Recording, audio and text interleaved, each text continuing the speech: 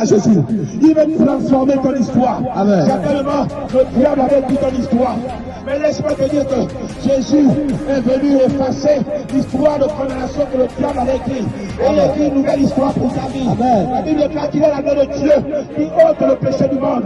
Il est la main de Dieu qui efface le péché du monde. Amen. Jésus vient effacer ton péché ce soir. Amen. Jésus vient effacer ton péché ce soir. Amen. Ton péché a été cloué avec lui sur la croix. Yes. Ton péché a été cloué avec Christ sur la croix, jeune homme. Amen. Tu es l'avenir de ce pays. Tu es l'avenir de cette nation. Tu es l'avenir de cette nation. Prends conscience de la condamnation pour ceux qui sont en Jésus-Christ. Il n'y a plus de condamnation pour toi. Peut-être qu'actuellement, il y a des chaînes qui te retiennent. Ce sont des chaînes peut-être de la sorcellerie. Ce sont des chaînes peut-être du monde des ténèbres.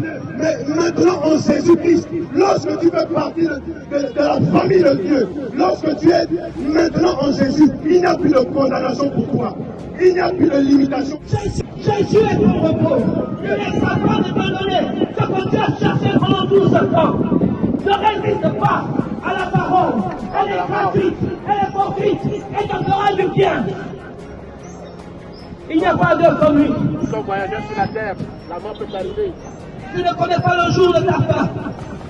N'endurcis pas ton cœur. Tu ne connais pas ton texte. Tu partiras de ce monde. Mais laisse-moi te dire, ne pars pas sans Jésus. Yes. Ne pars pas sans Jésus. Yes. Parce que sans Jésus, c'est l'enfer qui règne.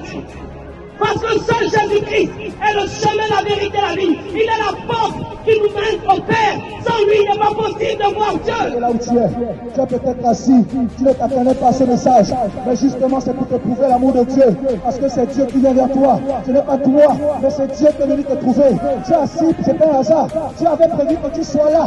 Ne dis pas que ce sont les mêmes choses, les mêmes églises. Non, c'est Jésus qui t'a créé, c'est Jésus qui t'appelle. Alors je t'en supplie. Peut-être que tu as cessé de croire à cause de tout ce qui se dit dans les réseaux sociaux. Mais ce soir, Dieu te dit qu'il t'aime. Dieu te dit qu'il est réel. Tu peux t'approcher.